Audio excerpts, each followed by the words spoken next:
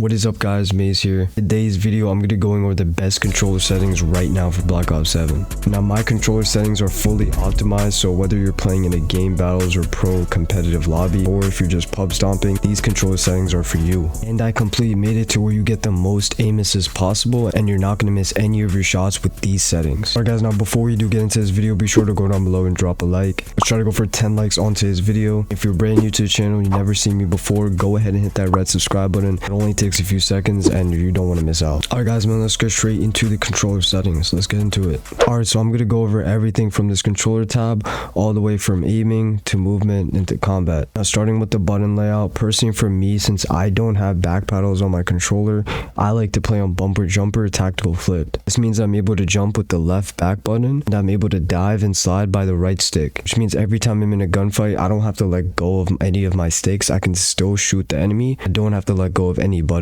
Now if you do have back buttons, then I would just personally do default flipped. Usually what pro players do if they have paddles on the back of their controller, they like to make the left back button jump and the right to slide. That's the most optimized and best setup you can do to make sure you're not moving around like a bot. Alright, now stick layout preset, keep it default, don't change this. Now for horizontal and vertical stick sensitivity, this completely depends on you. Personally for me, I tried 1.45 and it works the best. I don't recommend you go up anywhere above a 180. Anything above a 180 is just way too much. You're not going to get any type of aim assist and stickiness when you're shooting an enemy. Personally for me, what I recommend for you to do is go into a custom game, try out at least go to 180 and try that out for both horizontal and vertical. If your aim is still kind of off and it's not centered and it's not accurate, bump this down by 10 and keep shooting bots. The better your aim gets, the more sticky your aim gets. Stick with that sensitivity and that's your best sensitivity for you. Honestly, there's a lot I can get into for sensitivity, but I'm gonna save it for another video. All these down here don't even matter. Now personally for me, I like to swap my L1 and R1, my back buttons to the front right here, just so I can shoot faster and it's more responsive. Vibration, do not keep this on. This has no value in this game. Turn that off. Now your dead zone inputs, this is super important. Make sure you copy these settings down. Your left stick minimum should be at a 2, just so I can always get that tack sprint assist every single time. Left stick max, I set it to 75. Not put this value any lower, otherwise your left stick is just going to be cooked. Your right stick min, this is your dead zone. I like to keep this at 3,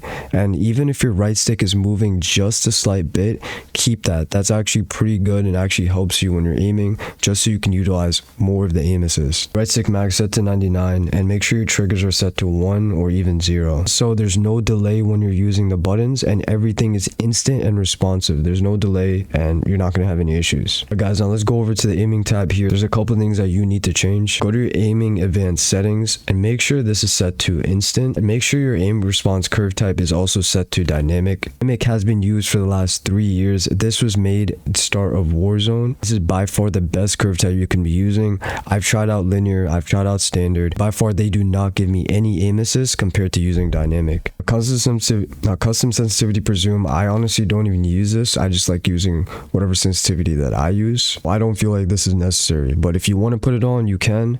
But I just don't think it's worth. For your motion sensor, do not keep this on. Some people actually have this on for some reason and it affects your aim really badly. This is pointless. Do not keep this on. As now I'm gonna go over the movement settings real quick. This is the best way to be able to move across the map, move crazy, get into enemy spawns, and absolutely just fry your enemies. Sprint assist, make sure this is set to tack sprint assist, just so you don't have to press down on the left stick all the time. It's gonna activate every time you sprint.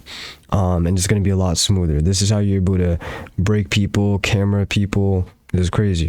Put this on. Make sure your sprint assist is activated for sideways and backwards as well. A mantle assist, I keep this off. I don't like a game mantling for me. I like to choose that. I like to do that myself. And the same thing for crouch assist. I don't think I need assist while crouching. That's kind of pointless, and you don't need this. A corner slice, make sure this is off. This is on by default. And when this is on, basically when you're sliding, your gun is going to be going diagonal, and this actually affects your aim and you're not going to get the kill 100% of the time. Please, I cannot stress this enough. Turn this corner slice off. Wall jump assist, combat roll assist, you don't need this on. It's pointless. Dot behavior, I like to use hybrid. There's always certain times where I want to be able to dive and I want to be able to slide, because certain situations you need to decide which one you want to do. I know some people keep it to tap to slide, but I think that's best in like Warzone where you need to be moving constantly. But if you're playing competitive or anything like that, keep a hybrid. It's the best thing you want to keep on. For these, just copy it down here. I mean, this is kind of the default that I have. And now we're on the combat settings, so just copy these down. I'm just going to scroll.